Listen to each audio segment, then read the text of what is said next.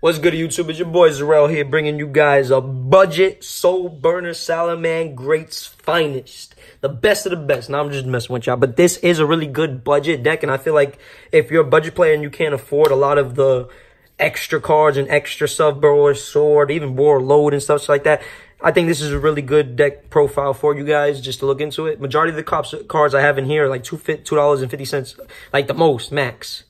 Well, depending on, except for the link, you guys know, except for the parts that people made extra because they want Salamangreats to be expensive as hell, but that's just them. Anyways, let's get into the deck profile. I got the spice. This is not my deck. This is just a budget deck for you. This is like an idea for you guys. My deck profile will be coming soon, very soon. Believe that. Believe that. The spice is the spice. All right, so we're going to start off with the main deck. Triple Salamangreat Gazelle. This is the bread and butter of the deck. This is literally the bread and butter of the deck. When it's normal summon or special summon, you can send any Salamangreat card from deck to grave. When a Salaman monster leaves the field, even on your opponent's turn, you can special summon it from hand and do literally the same. Just dump again. Like, this card is like an Armageddon Knight. This card is just like, I don't know why they made this. Like, I don't know why, but I'm playing this. I've been waiting since, like, the release of this in the OCG, but I'm playing this. This is the bread and butter. This is the go-to guy. This is the best card in the deck. I don't care what anybody says. To me, that is the best card in the deck. Forget every other card. Here's the third best card in the deck. I say the spell card is the second best. So the third, this is Spinny. Spinny is really good. It is versatile. You can target one of your Salamangreat monsters and then pitch it, and then you can give it 500 attack until the end of the turn, which that nobody really cares about. But if you control a Salamangreat monster, you can special summon it from graveyard. So there's a lot of times you send this with Gazelle if you don't already have your trap and such like that. So you'll send this with Gazelle, so Gazelle holds you down. But that's why Gazelle is the bread and butter of the deck. It starts all your plays and everything. Like, if you have Gazelle in hand, you're really in a good spot. And then Spinny's just another card. You send it to grave, special summon it, and if, like, it's a last resort. I like Spinny too, just because it's a last resort. It has good plays. It has really good plays. Like, this deck can combo like crazy. And since this is not my version of the deck, this is just a budget for y'all, and I'm not playing these cards. I'm playing them, but I'm not playing this engine. But it's recommended if you play a pure Salamangreat. This is recommended. 2 Foxy. Now, Foxy is your when this card is normal summon, you can excavate the top 3 cards of your deck, and if you do, this is a Sky Striker, the field spell, basically for the archetype. And if you reveal one Salamangreat card, even itself, you can add it straight to the hand. That's pretty good. And it does have a graveyard effect, was where you can discard one Salamangreat card, special summon this card, then destroy one face-up spell and trap card. But that's it. Yeah. Like, they all have, like, graveyard effects. That's what I like about the deck. But, I mean, in a pure build, this is needed. In a variant, hybrid, and such, this is not, and you don't need this at all. 1 Foxer, I've seen a lot of builds not play Foxer, but Foxer is really good late game, and Foxer is really good overall for when your opponent's spell and trap cards get popped. You can special Foxer from grave. It's a level, all these are 3s. And you know we'll go into Stalio with these level 3s. Level 3s is just the wave right now, guys. But yeah, that's just something that you need to play if you play a pure build of Salamangreat. I 100% recommend that. 1 Jaguar the same way, and 1 Falco. These both are not your normal summons. Like, when you go first, this is your part of the combo. I'll do a combo video too. Not today, but probably like tomorrow or something, depending if I have time. So I'll do the combo video later. But with these 2 right here, what's really good is that they have their graveyard effects, is really what you want. First turn, when you go into a Mirage Style, you'll special summon him out. He gets a bounce back on an extra deck monster. So the extra deck is shuffle. It says literally, I'll read it to you guys. Target one Salamangreat monster in your graveyard except Jaguar. Normally you do your extra deck monsters to recycle and such.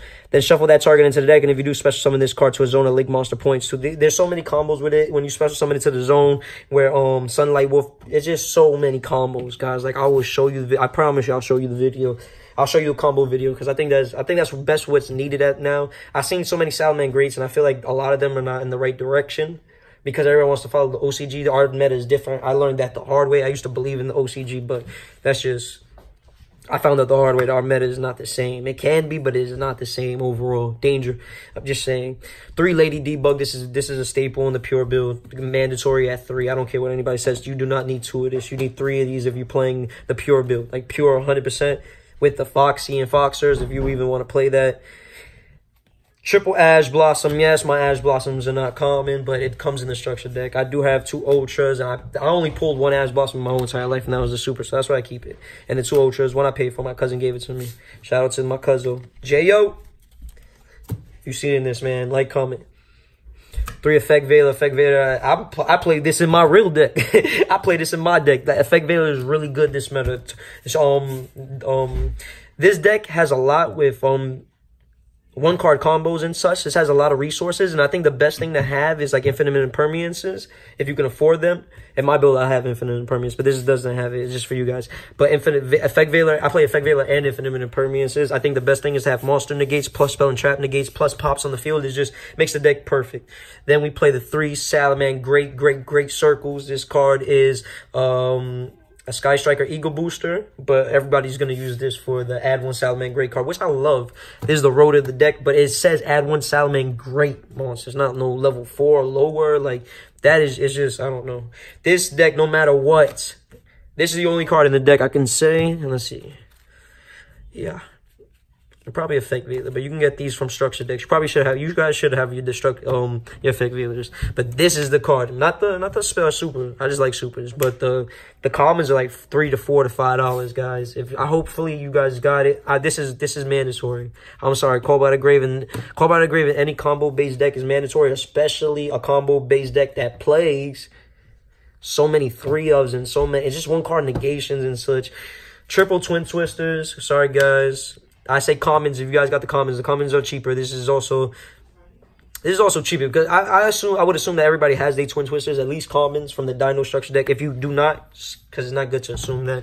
If you do not, I'm sorry, but MSTs work perfectly as well. It's not the greatest, but you just want spell and trap removal. You want something to help you while you push forward, especially going second and such. And with this, it's good to pitch a card and then still go off and pop 2. It's like there's so much from that. You play 1 Salamangreat Sanctuary, 1 Will of Salamangreat. This allows you to Reincarnation Link. This is, a lot of people don't play this, but this is like a Monster Reborn plus a Baby Soul Charge for the archetype. I think it should be played. I play it because it's a Baby Soul Charge. Now, this card is Monster Reborn. I play World Legacy Session in mine. I don't know where my Monster Reborn is. I have one, but you guys comment Monster Reborn and the same thing. Monster Reborn is actually better than World Legacy, because it can reborn either graveyards and such. Then you got to play automatic staples, 2 Salamangreat Roar, and 1 Rage. That's just automatic. I think you should do that. I think that's the right ratios for that Salamangreat lineup. And I do play. I think this deck is so great. Solemn Judgments and such are a lot of money. Like Solemn Strike. I mean, not Solemn Judgment. I'm sorry. Solemn Strikes and such is a lot of money. I can understand that, but the next alternative to the deck does really good with the 1-card combos. I already told you, set up at least like 2 negates plus a pop. You want something to back you up with that, like something, anything. And I think 2 Rivalry and 3 Golden Match. Rivalry's getting cheap and such, so this shouldn't be hard to get. Golden Match comes with the structured deck. I think this is the perfect thing. Floodgates is perfect for this deck. 1 Golden Match does, or the whole deck is fire. If you're playing a pure breed especially, the whole deck is literally fire and the whole deck is Cyberus. You can mess up so many. This against Danger is beautiful. And then imagine, this ain't good against Danger now. Of course it isn't good against Danger, but it is good against Thunder Dragon Danger, which is the top decks that'll win it. And this is really good against Sky Striker. Sky Striker can only control 1 attribute, even though they do the 1 attribute, but that means they can't leave. Well, yeah, they can. They can't do nothing extra. They can't OD with the extra deck and try to out. And this deck does so well, son. I'm just telling you guys. I think this Floodgate is the best thing if you can't afford the Solemn package. The Floodgate is the best way to go. That's my personal opinion.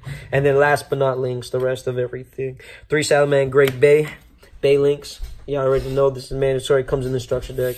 Anything that comes in the structure deck, you already know. This is the only thing that doesn't come in the structure deck. This is what I started off in the beginning of the video. That's going to be money. This Salamangreat Sunlight Wolf is going to be bred because they want to hype it up. But if you already got yours, you're perfect. If you don't, this is mandatory. This card, let me just read this effect. Let me just read the effect to you. If a monster is normal summon or special summon to a zone, or zones this card points to, except during the damage step, you can add 1 fire monster from your graveyard to your hand. Any fire monster. Literally any fire monster as Blossom. But for the rest of the turn, you cannot normal summon or special summon monsters with that added name.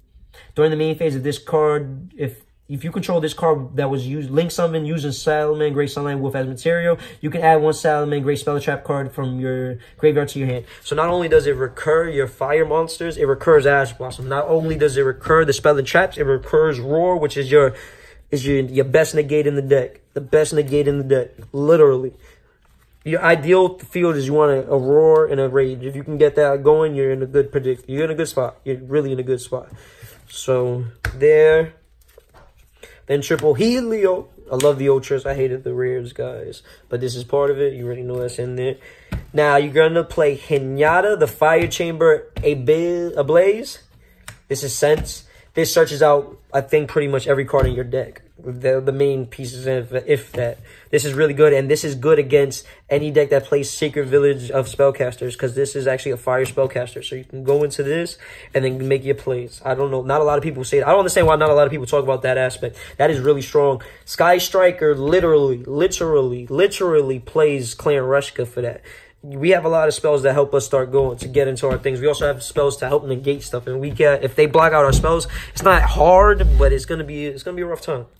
Then you play the 1 Phoenix, Nightmare Phoenix, 2 Mirage Stalio, 1 Abyss Dweller, 1 number 41 Terrible Taper. 1 second, guys, and I do have my 15th, sorry. Because I actually have in my deck right now Boral Load, but that's not a budget card, and this is a budget build. What you can do is, my personal opinion, depending on which one you like, or Side Dweller, keep this in, play Transcode Talker, and play Update Jammer. Update Jammer and Transcode Talker is game alone. That's an easy OTK. This is cheap. There's a cheap alternative to Boral Load. Doesn't get the job that Boral Load does, but it literally is an OTK. Literally. But this is just the deck, guys. You tell me, please like, comment, and subscribe. These are my ideas as a pure build for just like pure budget. I think this is the best build right now. Pure budget, I think this is really good. You guys tell me what you think. Like, comment, and subscribe. Peace.